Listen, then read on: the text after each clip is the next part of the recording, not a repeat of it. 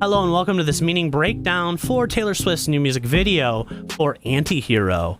We hear Taylor specifically say during the reading of her will that there was no secret message in the will. However, does that mean that there's a secret message in this music video?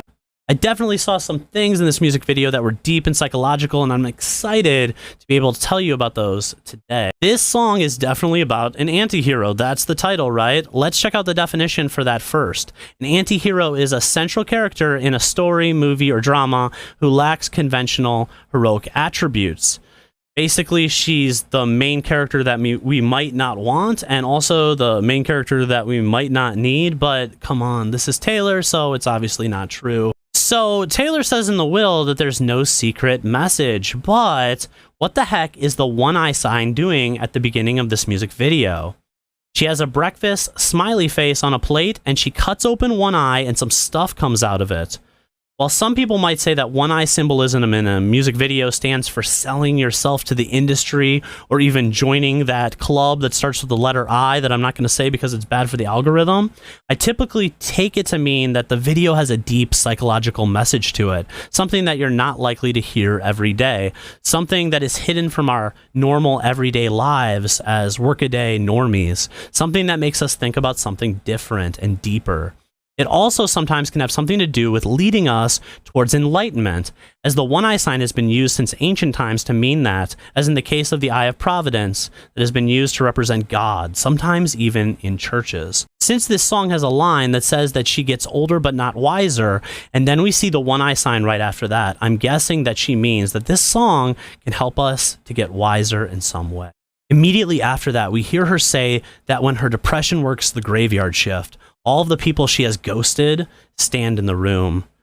If you're not American or you're not sure what ghosted means, it means when you delete somebody from like your friends list and they're blocked and you can't see them anymore, or maybe you just stop texting someone back.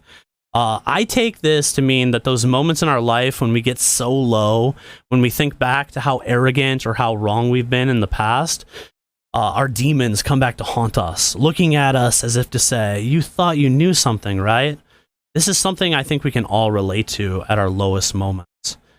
And the duality of Taylor comes out next as depressed Taylor opens the door and sees party Taylor there. This is like party Taylor, or Taylor when she's in a really good mood and she might do things that she later regrets when she's not in such a good mood anymore. We can see how these two aspects of herself that move back and forth often are influenced by alcohol.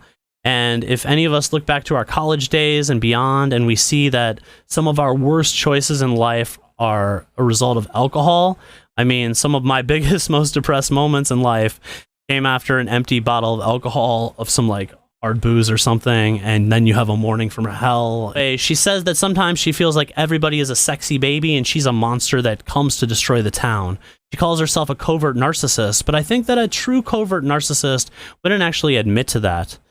This is something about her self-judgment that many of us can relate to.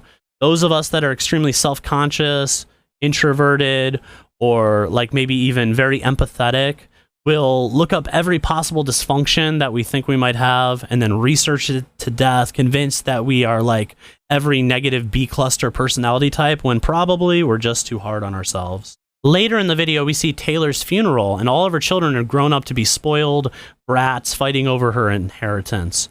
This is really hysterical, but it's actually really sad, and we wonder if Taylor actually worries that her success in life will lead to such a situation later. And like the one son says, I just flew in from Ibiza for this funeral. It's really pathetic and sad, right? We see someone at the funeral pick up the cross to hit someone else with it. This is calling out those who hide behind their supposed religion, but will give up everything that they focused on in their religion, like being peaceful and loving, in a second when money is involved. And I think all of us can relate to this to some degree, especially when, you know, something happens in a family and money's at stake and people just suddenly go bananas over it. And, you know, where did religion go in that situation? In the end, Taylor has a happy ending as she joins all of the aspects of herself together for a drink after the funeral.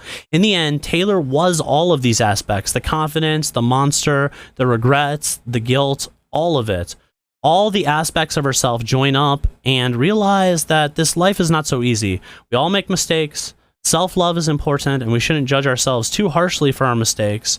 And we've got to learn to forgive ourselves so that we don't feel like three people in the same body. With forgiveness for ourselves, we can unite all of these aspects of ourselves that sometimes feel like they're at war, and I think it's a beautiful message. And we're all in this together. Thank you so much if you made it all the way to the end of this music video breakdown. Like I said, I break down music videos all the time on this channel, and if you'd like to have any of your questions answered, do leave a question down below, and I will get to it in the next few days. Thank you so much, and see you in the next one.